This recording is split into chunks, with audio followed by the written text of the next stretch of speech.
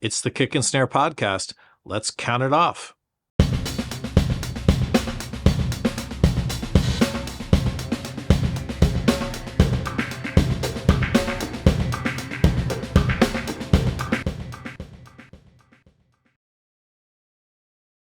Welcome to Kick and Snare. I'm Michael Nevins, your host of the Kick and Snare podcast. My guest today is Cliff Fluet. Cliff is an attorney and partner at Louis Silkin, where he's the joint head of the media and entertainment practice. But wait, there's more. Cliff is also chair of the MusicTech UK, Music Technology UK, to say it all out loud. MusicTech UK should be familiar to many of you if you've listened to any of my other episodes, because I've interviewed many of their members and also one of their founders. He's also the founder of 11 Advisory. I'm sure there's more, but we're going to let Cliff tell us. So welcome, Cliff. Thanks for joining. Thank you for having me. It's my pleasure. So I'd like to focus on three main areas today. They'll say this for the sake of our listeners and our watchers. I'm sure we'll jump around a bit, and that's okay. But I'd like to focus on your professional pursuits, your career background. Second, I'd like to learn more about your role with MusicTech UK, which is not brand new but has changed, and so I want to get into that. And then I'd also like to get into more general things like spend some time getting insights on the state of music and other IP rights in the age of AI, which you live in every day, and zoom in on your advice for entrepreneurs and others who are looking to make their lives better in the space. So that's where I'd like to jump off. Great. Okay. So your career spans law, media, tech. Tell us your story. How it began and how it's going story is something I'd love to jump into. Well, I was born a Pole. So I have been an attorney, qualified about 30 years ago.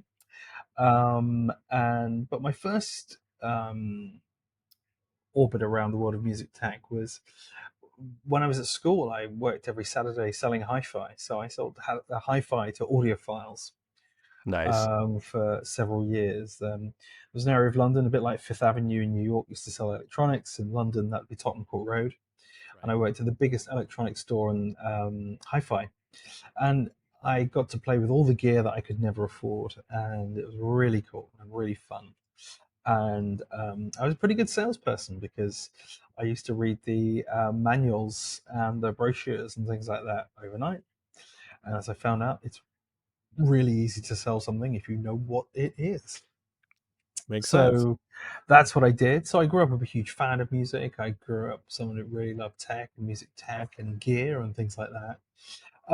But I thought that actually, rather than selling hi-fi for a living, being a lawyer might be a bit more of an interesting and challenging career. My phrase was if life's a game, law's the rules.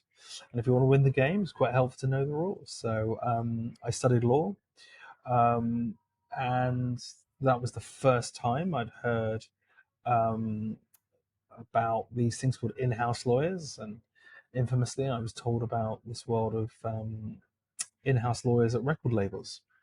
And they had fridges in their office with beer in it, and they're really sexy. And I asked the question, why does a record company need a lawyer? Which is a thing I've heard over and over again.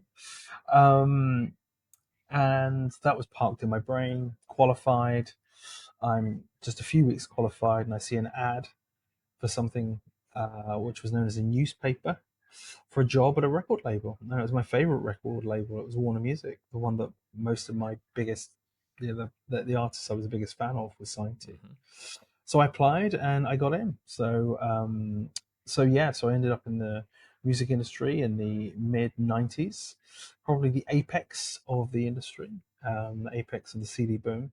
Sure. But then the internet arrived, and that's where my world flipped upside down. To quote the Fresh Prince, if you're allowed to do that these days. I think you are. I think you are. Yeah, I think we are. And yeah, so I became one of the first people at Warner Music Group focused on new media.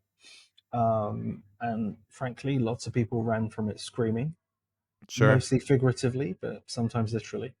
Mm. And as well as having to do all the fun small labels and corporate and sync and licensing and all those fantastic things, um, the most important thing and the most fun thing was dealing with this world of new media and getting to work with the earliest iterations of streaming, of UGC, and all of those businesses. So that was my plan, and I really enjoyed it. I really loved it.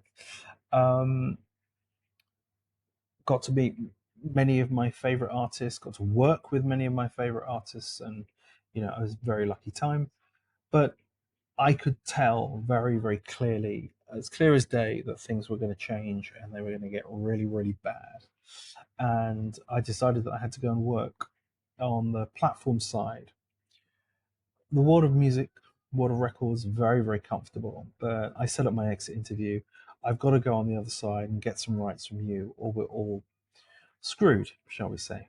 Um, wasn't that precise the wording that I used, but there you are. So I went into the radio business, and I spent 5 years in the world of radio. The world of records and the world of radio were intimately linked, but neither tended to know about each other very much at all in any way, shape, or form. Um, and really, what we wanted to do was have an opportunity to be able to go and commercialize and actually get these rights. So I spent 5 years at what's now Global Radio, was then Capital Radio, which was the largest pure play commercial radio group in Europe. And that's where I learned about sponsorship and advertising and monetization and infrastructure and licensing rights and all the things that people at labels don't have to do, and have the opportunity to be able to grow up. So I spent 5 years in records, 5 years in radio, and for the last 20 years, because I won't do this in real time, um, I was trying to find some decent lawyers and I was trying to find people I could instruct. And in a slightly frustrated moment, I complained to one of the firms that I was talking to that I really, really, really wanted to have an opportunity to work with some lawyers who could focus on the future rather than what is happening right now. And one thing led to another, and then I did the strangest thing. Having spent 10 years as an in-house lawyer, went back into private practice. And that was at the time of 2005. I worked with lots of the big mobile companies, and then the earliest days of music streaming. So started working with the very earliest streamings from Pandora all the way through to all of the big DSPs, and then Vivo, and then Pledge, and then influencers. And really, my whole raison d'etre has been about how do you make money when the music industry has gone through such significant seismic change. The last thing about what I do in relation to now was a few years in, I realized that actually, because I'd spent so much time in industry and I knew so many people, people wanted my strategic insight probably as much, if not more, than the legal stuff. People were sort of giving me some terms and conditions and then sort of handing me a business plan, and I was able to charge for one and not the other. So I decided to set up an advisory firm, and thus was born 11. It is a Spinal Tap gag. Um, You you took one of my questions out of my mouth. yeah, it's for the tap. It's what we Um, have scheduled. My wife and I are attending this evening, in fact, so as am I. Shortly after the oh, taping of fantastic. this, I shall be, with the time difference just very slightly ahead of you. But No yeah, so spoilers, no no, spoilers. no spoilers, no spoilers. But that was an opportunity for me, and one of my first clients at 11 was the world's first creative AI music company, a company called Duke Deck, and I've worked with companies across music recognition, AI, catalog acquisitions, distribution, immersive technology, blockchain, you name it, as a strategic advisor and a lawyer in a quantum state. So that's what I do, and that's what I do all day. And Sure. one of the issues you mentioned as well is MusicTech UK. So a year ago, or just over a year ago, a gentleman by the name of Matt Cartmel, who I think you've spoken to on various occasions before, he came to Indeed. me and said, Cliff, why isn't there a Music Tech UK? There's a Music Tech Germany, there's a Music Tech France, there's a Music Tech Estonia. Why is there not a Music Tech UK? And I was like, I just do not know the answer to that. I don't have a good answer to that question. So he said, well, if we set it up, would you chair it? And I said, no, because I chair lots of things and I sit on lots of boards. And also, I didn't want this to be about me. I wanted this to be about the ecosystem, but I'll help. So it was launched and it grew, and in a very, very short time, got well over 100 members. And as it's grown, I finally succumbed and said, look, I'll give it some governance, some leadership, and some strategic notes because it's doing really, really well. So that's my time at MusicTech UK. Got it. So thank you for sharing all of that, first of all. And I've found, because I've spoken with Matt quite a bit, and now several members of MusicTech UK who have fairly diverse businesses, in fact, with some, they share some common challenges, that's for sure. But they're all approaching the industry a little bit differently, rightly so. You started as a founder. You now are recently named the chair. What led you to make that transition to be, I guess, more deeply involved, or at least more centrally responsible for the charter? And tell me where it is and where you think it should go. Yeah, I mean, look, being a bit of a stickler for governance, when I was at what was Capital Radio, it was a listed vehicle, and I was the company secretary. So I was the sort of the general counsel and company secretary. So you're kind of the conscience of the board. You realize that actually there's two things that a good board should do. One is provide governance, provide surety to the stakeholders and ecosystem, and making sure that if they're paying advertising or they're paying dividends or they're buying shares, that they've got some trust into the organization and understand that, it's not going to be something where it's going to get frittered away or anything like that. And also, two, is to represent the voice of the stakeholders over me. And then number three, to give it strategic direction. If you are a founder, if you're a CEO, it's a pretty lonely job. And actually, the relationship between a chair and CEO, when it works well, it's brilliant. It's someone that will back you, it's someone that will mentor you, and it's someone that will give you some really good pointers. But I also want to say that it is a team game, right? We have a band, not a soloist. So I also brought in a kick-ass board from places like Spitfire Audio and Sonorous Consulting and Beatport. And then we've got a much wider advisory board where we've got people from Tube Global and Illuminate and you name it. We've brought in a really good bunch of people. None of these people are being paid. None of these people are doing it for their own aggrandizement or clients or anything like that.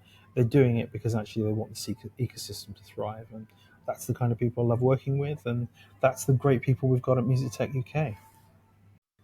So I've asked several members of MusicTech UK because I've been fortunate enough to be able to interview them here. So I have a view in terms of what they see as the biggest challenge facing music tech startups right now, particularly those in the UK. So we should focus from that perspective. How would you answer the question? What is the biggest single challenge, or the top two that you see for your membership? I think the top one, the top two, and top three is funding. Has to be. We live in a world where technology investments, particularly post-pandemic, were near infinite. Huge opportunity to demonstrate in the pandemic that whilst live music was hurt, the opportunity to be able to scale, to grow and develop through social platforms and extend your career and your fan base and your data, etc., was legion. So if you're a tech company during that, it went crazy. But when it comes to music tech, it has a number of significant challenges. It has, a highly fragmented ecosystem. You've got an ecosystem with very, very unaligned outcomes and or incentives. And I'm not just talking about masters and publishing. I'm talking about promoters, and I'm talking about PROs, and I'm talking about investors. We are cursed and blessed with working in music. So if you work in music or in and around music, if you work in something where everyone's got an opinion, that opinion tends to trump fact very, very quickly. And I suspect people who work at a football club or a baseball club feel exactly the same, right? I don't like you because it's like, no. This is a business, right? This is how we make money. This is how we sell tickets, and blah blah blah. And yes, we lost the last 5 games, but we're still in. Do you know what I mean? And Sure. music's one of those things that because most people consume it and most people bring it in, they conflate that with that knowledge, and I use that in air quotes for those Sure. listening in radio, to expertise very very quickly.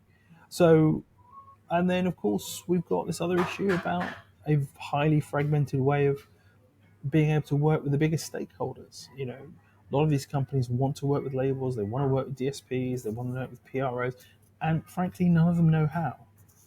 And that's an observation, not a criticism. But one of the things that we are laser focused on at MusicTech UK is how do you build an ecosystem where people and founders can work together?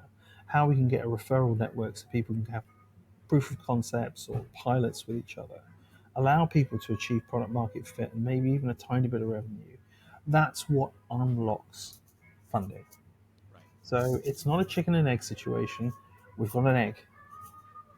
We need to break that egg. It needs to do some stuff, and then it has to have some value to someone in order for it to be of significant value.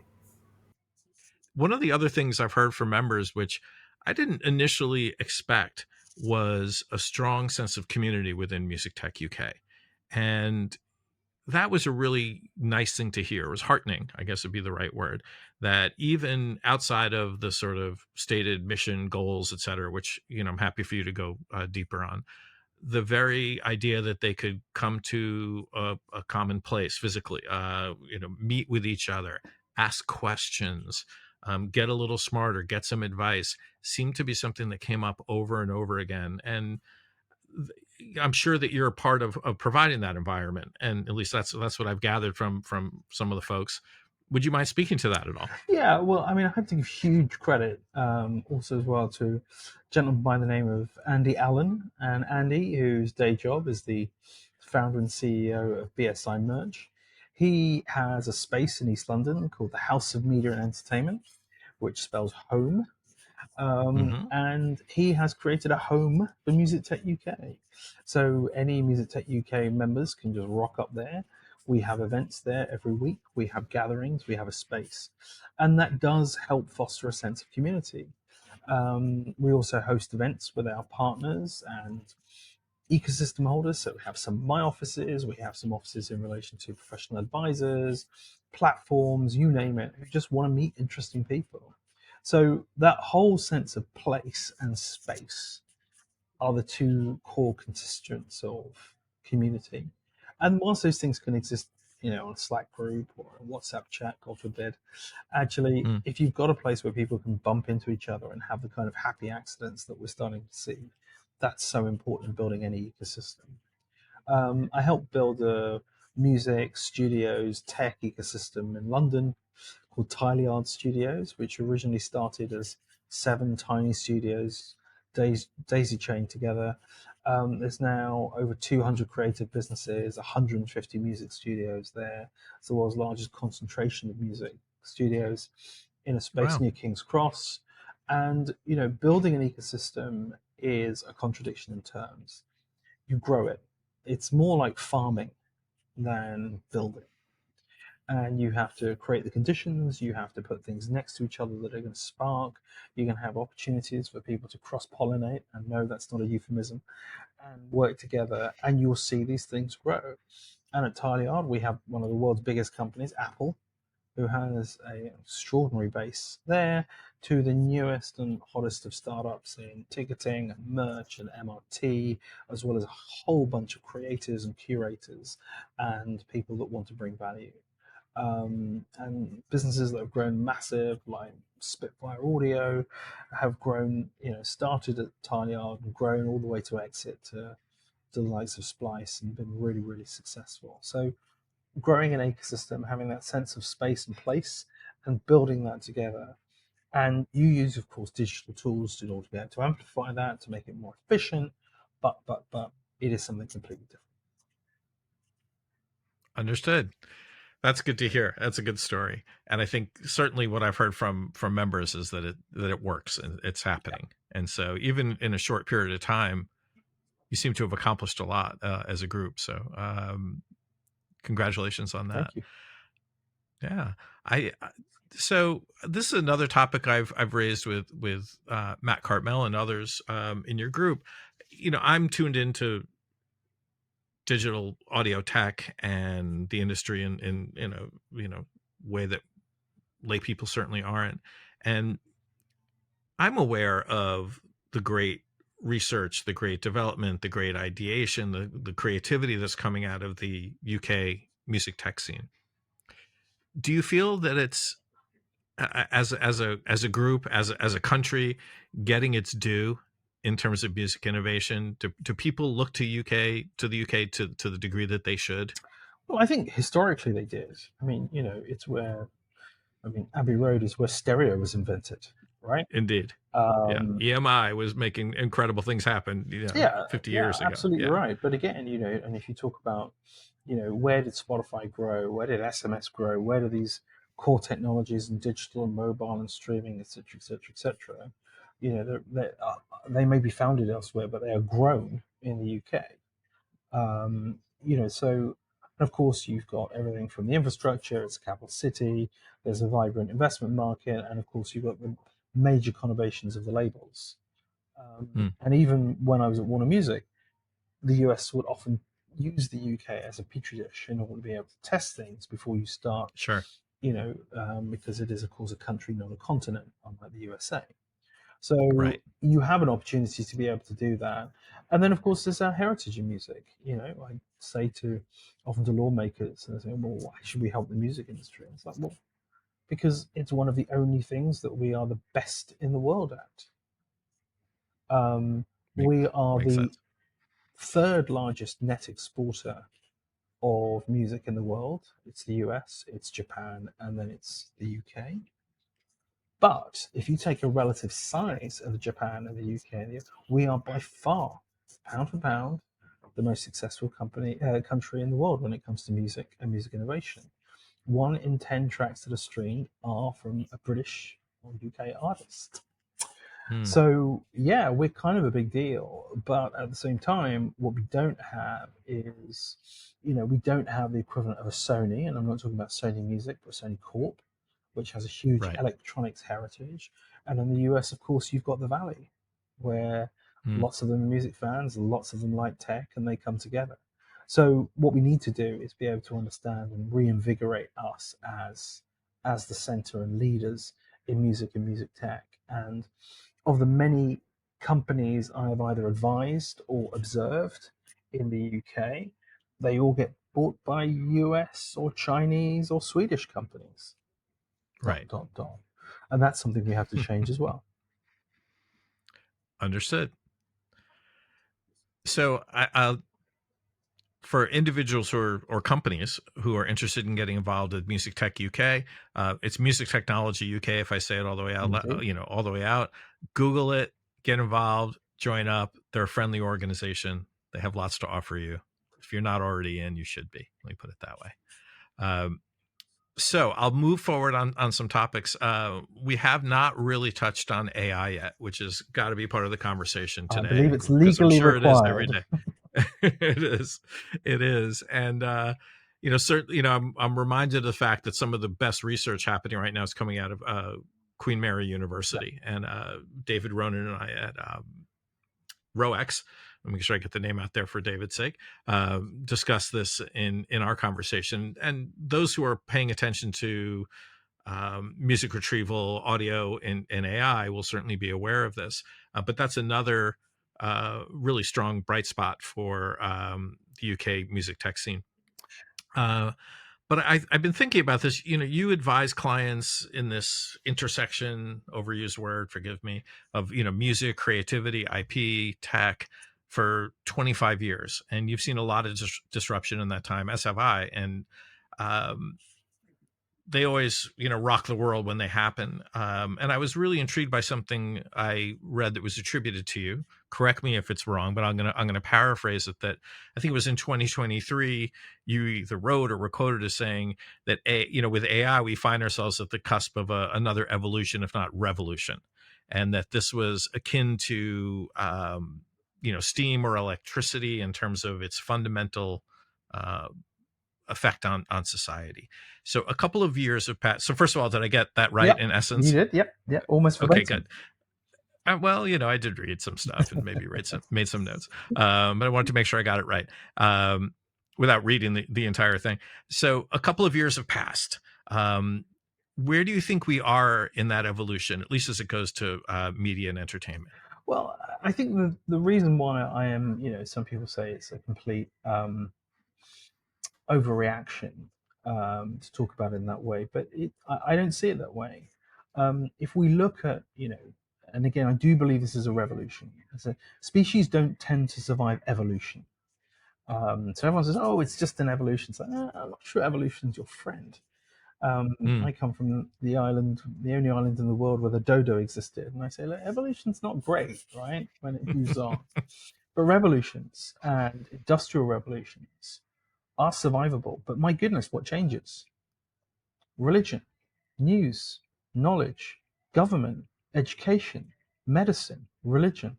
Do you see those things being changed by algorithms? Because I do. So this is not a new format. This is not a new technology. It's a paradigm shift. Right. That you have digital technologies which can reproduce, and you have streaming technologies which can distribute. This is not just a tool. It's a paintbrush that can paint itself. That's a new one. Indeed. And I think the earliest reference, people go back to Alan Turing, again a Brit, talking about a world where through a series of typed exchanges you could interact with the computer so naturally you wouldn't know it's a machine. There you are, in natural language. We're there, tick. We're there, sure. But if we talk about the opportunities to be able to re-understand and re-establish what it is to work, the biggest conversations is what is copyright, what is learning, what are tools, what are repetitive jobs. That's industrial revolution stuff. Right. And that is why it is there. And then when you've got the change on knowledge, and I'm not going to get too political here, but truth, we end up in a very, very, very different place, and paradigms will change. So that is why I'm firmly of the belief it is equivalent to those transformational technologies. There was a before and there was an after. And I think that the danger is that people think when you use the word AI, you just mean ChatGPT, in the same way that people say when you talk about the internet, they talk about, Explorer, right? That's just one window. These algorithms, these pesky algorithms, have been changing stuff since 2012. Yeah, it's interesting. I was early in mobile technology, and I spent a lot of time as essentially a paid evangelist within Group M, WPP, to educate our clients on mobile. So this was before the iPhones. This is pre-smartphone, and we took especially Nokia was advertising heavily in those days, and we took a very sort of positive view of what we saw as a transformational change. We put one of these devices in everybody's hands, something spectacular could happen. And I think in some ways it did, in terms of its effect on economies and places that didn't have wired telco infrastructure and things like that. So it started out well. I don't think it ended well. Well, look, I mean, the thing that I remember, particularly with regard to something like Twitter, as the Americans would say, was, look, this unleashed the Arab Spring, and it brought people together, and it meant that we could think what we were thinking together in real time. And these wonderful thing called Facebook, where you could see what your friends' cats were up to and what your mum was up to, blah, blah, blah. Right. So clearly positive things. Yes. Only positive things. And of course, the irony of digital is it leads to binary outcomes. and that actually the issue we have is that we have to move from a ones and zeros perspective and much more think about quantum. And I'm not talking about quantum computing. I'm talking about things existing contemporaneously and simultaneously in Right. in a synchronous way.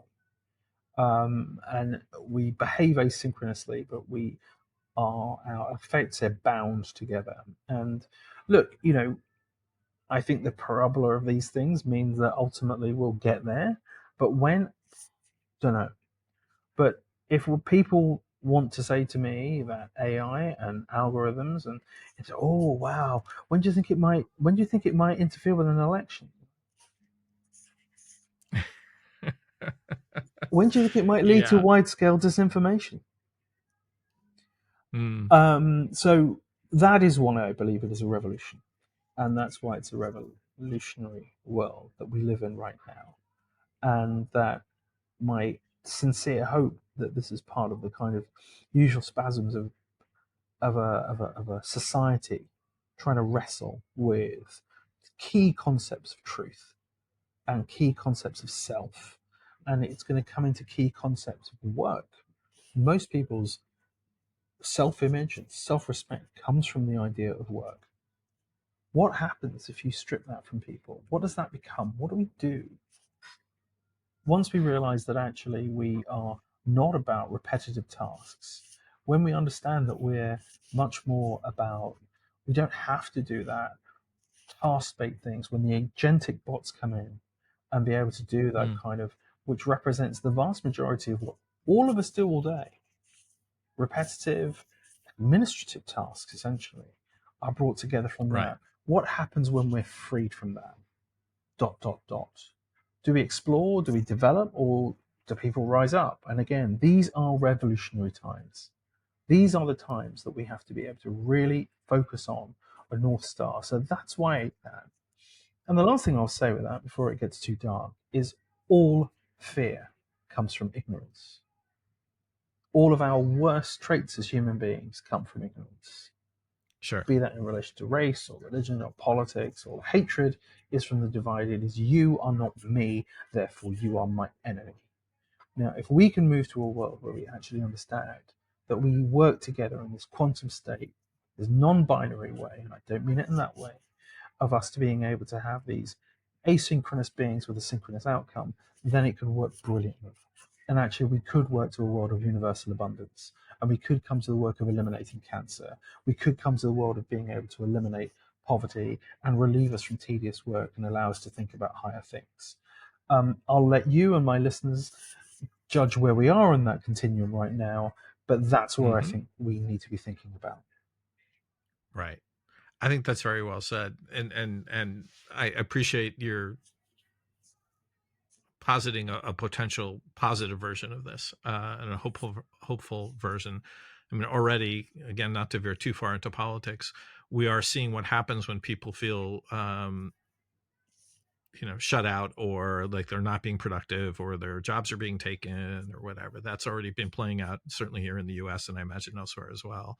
And it doesn't always, it typically does not have good outcomes, and it certainly shapes people's way of thinking and how they vote, and who they rally behind. And we see already extreme negative effects of those things. So hopefully AI is a catalyst for the more positive outcome, than more so than the negative. um, so with this, it's probably too early to talk about who the winners and losers are because of AI in the entertainment marketplace. And it's also difficult. I would love to say, what's the status quo right now for, copyright and for rights holders, but it's, we're all watching. It's very fluid right now, so it's difficult to say.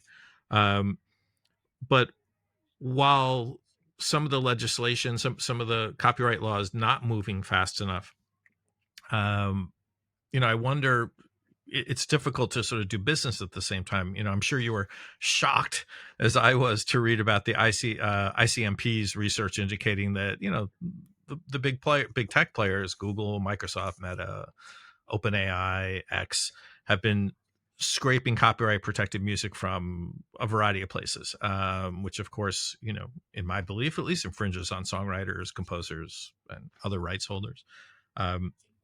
It makes me wonder, is it too late? Can we unscramble this egg, or is the damage done, and are we inevitably moving towards fair use? I mean, what are you able to predict or to make any guesses about this now? Yeah, I can. Let's and again, one of the benefits of being old is seeing things, and all things have happened before, and all things will happen again. And my concern is whenever a new technology comes along, um, the music industry tends to pull something out of its bag called allowing perfection to be the enemy of the good. Mm. So there are so many uses of copyrighted music right now that are not being collected, not being attributed, blah, blah. That doesn't mean we stop it from happening. What we do is we create licenses. You have public performance licenses, you have background music licenses, you have streaming licenses. All of those things Sure. were highly illegal before they were licensed. So for me, copyright is not the problem. Licensing is the answer. And I'm fully aware how copyright works, but copyright really is at its best when it's rewarding creators, where it's allowing people to profit from their endeavors, and not necessarily where it's just about stopping things for the sake of that. Otherwise, you Sure. wouldn't be able to play music in your car. If you had to go and get a license for every time you did that. And secondly, yes, allegedly, these big organizations have been, we say, scraping, right? So one of the things that, if you read some of the histories of Disney, Michael Eisner decided that he was going to sue Apple because the original iTunes ad said rip, mix, burn. Right. And his view was rip meant rip you off. Mm. He didn't realize that that was just a technical process for Sure. format shifting, which in the UK for a very long time is completely illegal, by the way. Right. For those who don't remember, rip was generally referred to ripping a CD, Yeah. where you took the contents of a CD, made your own copy, let's say for personal use, et cetera, which should be legal, and was challenging and probably never the best word to use for that process. Exactly. But that's the issue, right? So, Mhm. and they have been learning at a huge level. And in the same way that you take these things in deliberately or inadvertently, the legal test when Ed Sheeran was sued by the Marvin Gaye estate, thinking out loud, wasn't Yep. have you heard Marvin Gaye before? Was have you copied and caused me economic harm? That was the question. So Right. personally, and it is a completely personal perspective, I think at the moment we should be focused on the outputs. I do believe that people should be able to, if you create something using some of these tools that happens to do that. And the point about this, Michael, is I can commit copyright infringement with chalk, with pencil and paper, an iPhone. You don't ban those things. You hit the harm. Sure.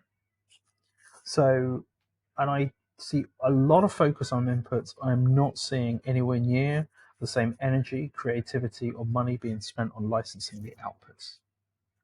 So, what we need to Understood. move to fast are sustainable ways in order to be able to attribute value to music. Otherwise, we're all screwed.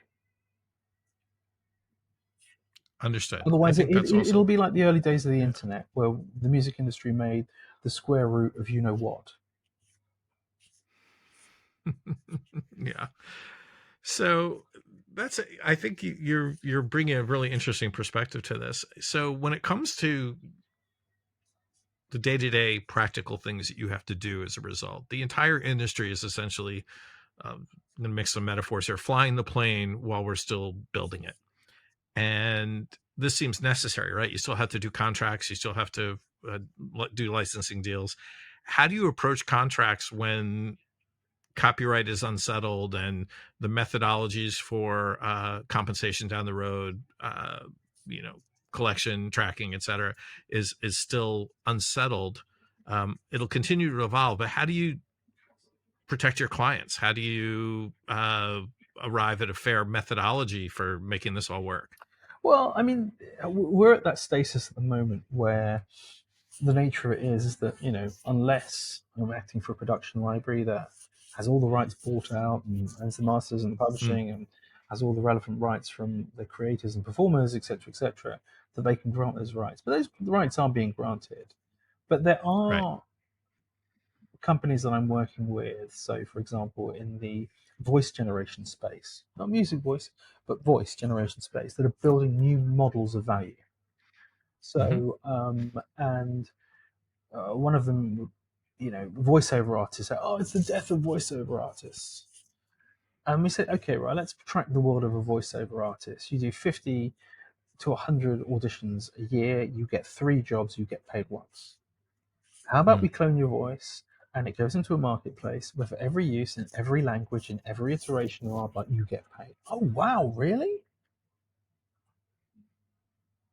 Or there's an yeah. extraordinary company called Bria, Bria, who have, with total permission, trained on some of the world's best and largest photographic libraries.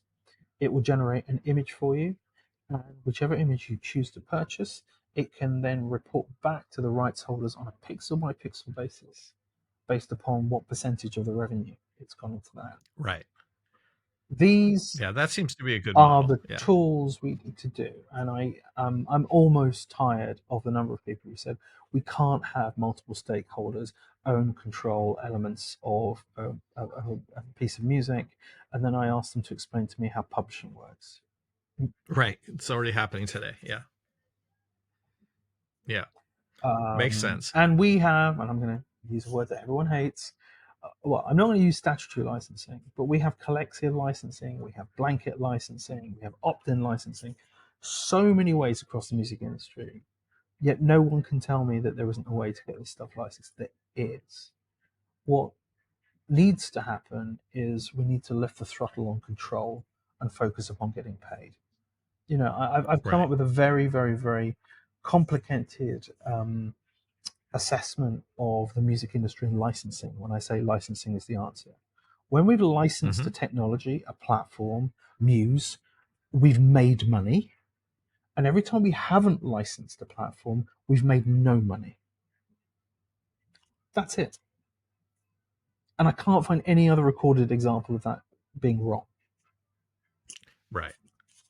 Do technology, I have to imagine that technology companies generally want as least restrictive licenses as they can get because they don't necessarily know everything about how and when they will use some of the content that they've licensed, But right? this We is can't. this is the point. But again, this is kind of Schrodinger's IP, right? Hmm. It's there and it's not. So these guys, delete all IP. Certain tech bro oligarchs said, right? Just try infringing one of their trademarks. Try and access one of their Yeah. databases.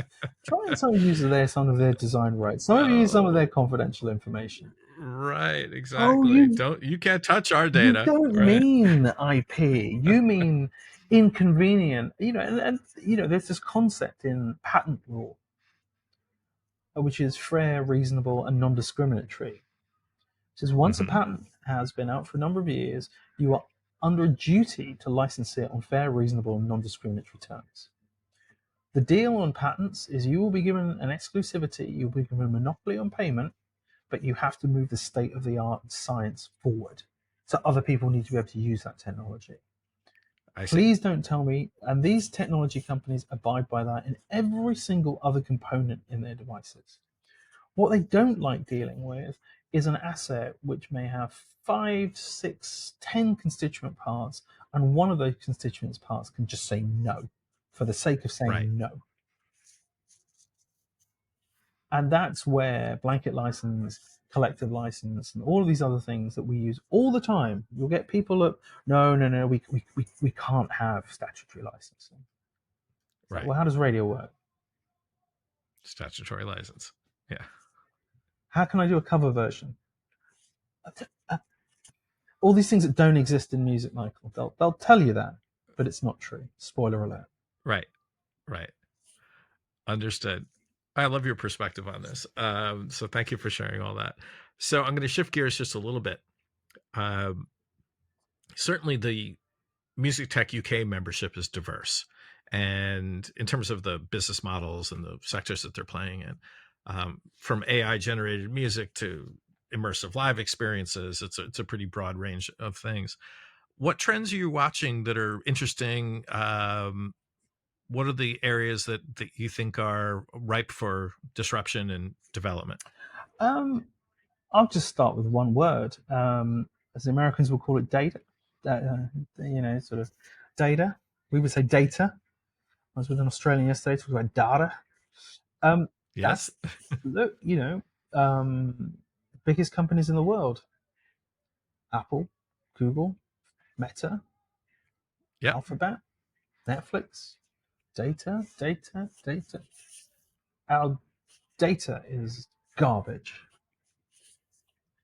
Secondly, I say that the music industry, I think one of its original sins is that it's treated data as if it's music copyright.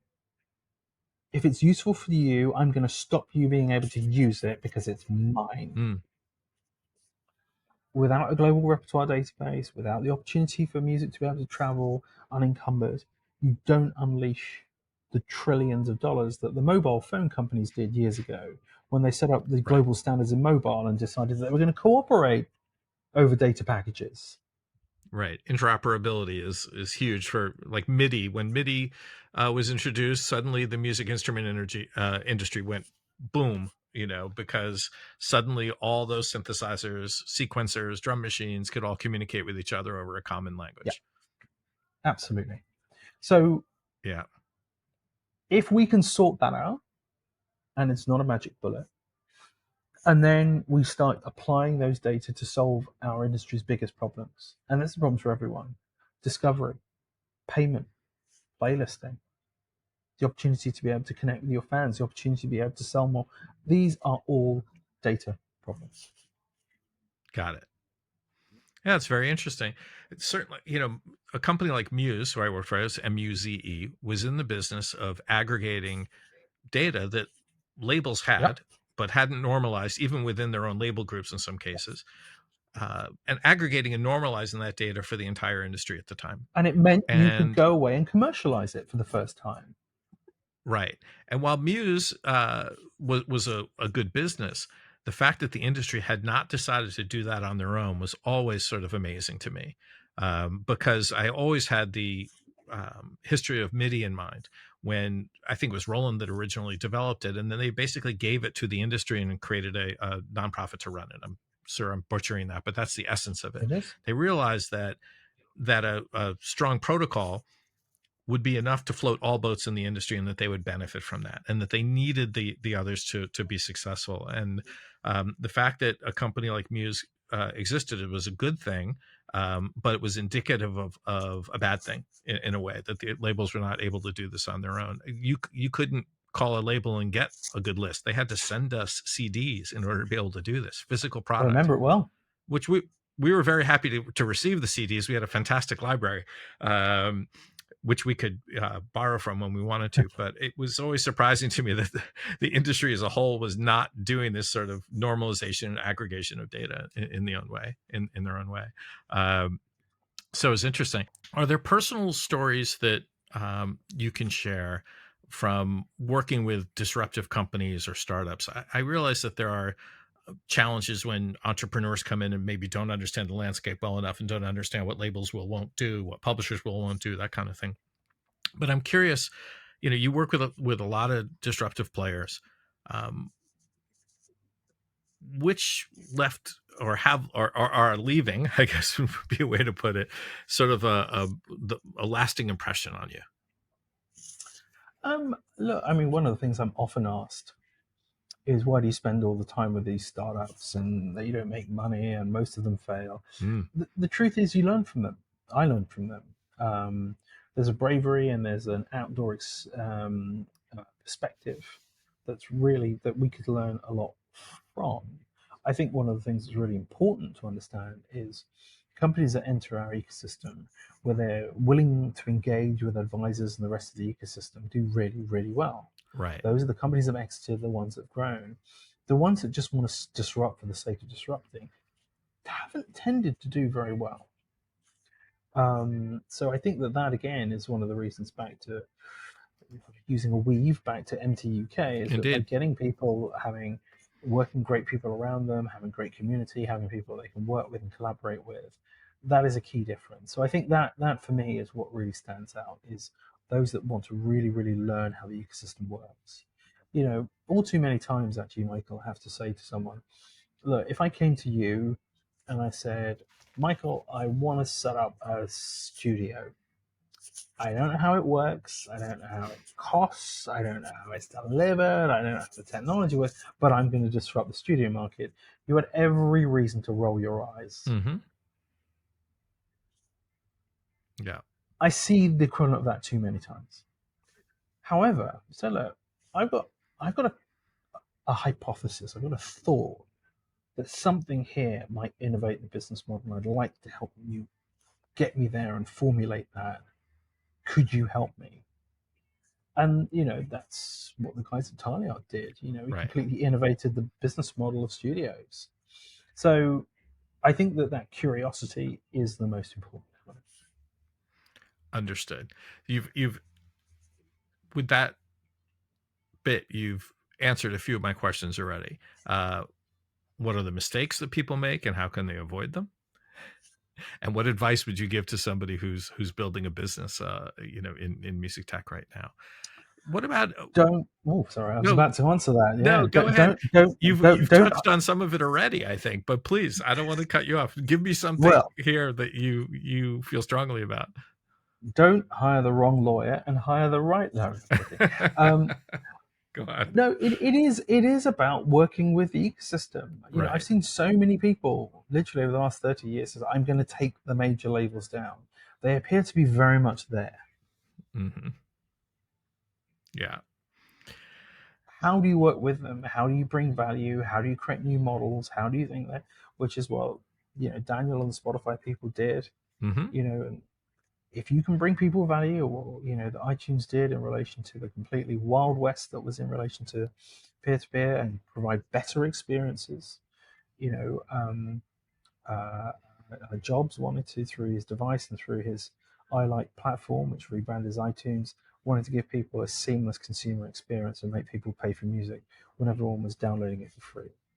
Daniel wanted to create an experience that was better than piracy, using this new technology on the nodes that would mean these streams could be delivered in an extraordinary way. Mm-hmm. These are additive.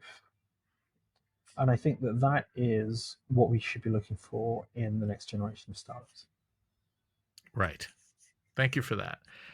Another question I'd like to ask you is, individuals. It's an industry that many people want to get into. They may not always know what they're in for. I want to be next to artists, or I'm a musician. I want to be, working at a label. That used to be. I want to be a manager. I want to be a That's manager. my favorite one. Yeah. As a guy, I'm not sure you do. As a guy who did management for a while, I know that it's a tricky business and not something you should probably tread into lightly, or easily.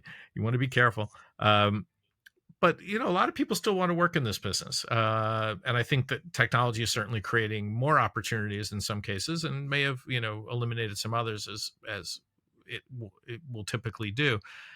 Do you have advice for individuals in terms of how to get their feet wet, how to get their first job, how to network to the places that make sense?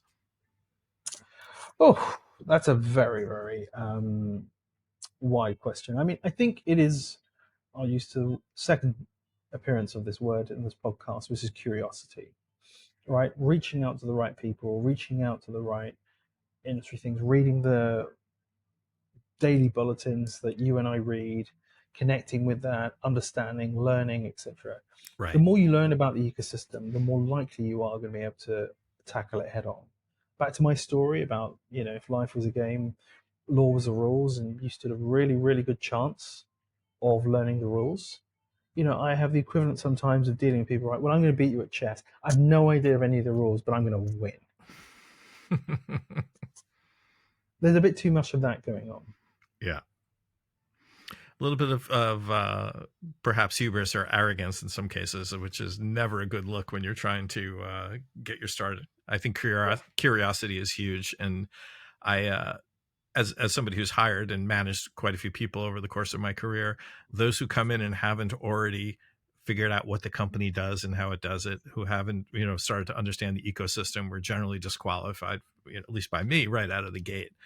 Very hard to have confidence in somebody without a strong sense of curiosity, because we're, particularly in tech, you have to be learning new things all the time. Shifting gears, what are you listening to these days? What am I listening to? Too many podcasts about the news, but that's another subject. What I am genuinely loving is the opportunity to be able to rediscover a lot more of the music of my youth. So when you're young, you tend to listen within your tribe, you tend to listen to what you knew. And actually, one of the things I've really enjoyed is going back and listening to all those obscure songs and sounds of the 70s that I didn't listen to, Sure. that weren't on top 40 radio. And actually, you realize just quite how delicate and intricate the pattern it is. That makes sense. Yeah, it's the fact that you can hear about something and quickly dial it up and get it on demand, and I hope stream it often or actually purchase it in some other fashion if you're really turned on by it. We are in some ways living in the best period of all for consuming music. Correct. Yeah, I was also fascinated by. I spoke with Gary Jones at Medi Music as part of this project, and he shared some very interesting information about how men and women react differently to music from their halcyon days and things like that. And it's fascinating stuff. But the idea that music discovery is wide open now with I wish that there was more meta content available within most of the streaming platforms. It's still really spotty and not very good. But if you're willing to Google an artist and explore their material and then go find it, there's no better time now to bounce around with all sorts of music, either from past or present. So we mentioned already how to get involved with MusicTech UK for those who want to do it. So I won't spend much more time on that. And is there a favorite music tech innovation that you've seen in the past year that you think is worth sharing? Is there anything that you just watch and went, oh man, this is cool? Yeah, there's quite a few. I think one of the things that, back to our mandated topic of AI, I've been really interested in this attribution-based technology. So things like Bria, and I'm working with a company called Uhmbrella, Uhmbrella, Umbrella. And Umbrella have this extraordinary technology which can detect what the elements are of AI-generated music. Right. Not necessarily to stop it, but actually to get us on the step of attribution. And it's really, really extraordinary, and it actually makes you understand that sounds are a tapestry, and we can learn a lot when we unpick that. Fantastic. Yes. And it fits well with your vision of what we need to be doing, rather than licensing, rather than and working on attribution rather than stopping it from happening. Yeah. So I appreciate that. So thank you very much for this. We're a little over time, but it feels like we covered a lot of good stuff. So I'm excited. I won't be editing too much out because I think so much of it was so good. Any final thoughts that you want to share before we go? No, not. It's for all of the doom and gloom, we are privileged to work in this world of music. We're privileged to help write its next verse, and I hope that we're at a bridge rather than the end of anything, really. And it'd be really exciting to see where it leads to. Got it. Well, I really appreciate your time today. This was a lot of fun for me, and I learned a lot listening to you, and you changed my thinking on some things, which is always good because I am curious, and it drives me every day, and that's why I love doing these interviews. So thank you very much for joining me. If I can ever be helpful to you in any way, by all means, let me know. And to our listeners, follow Cliff and figure out what he's doing and learn more about MusicTech UK. By all means, I'll share some links in the show notes. And thank you again for joining. Brilliant. Thanks for having me, Michael.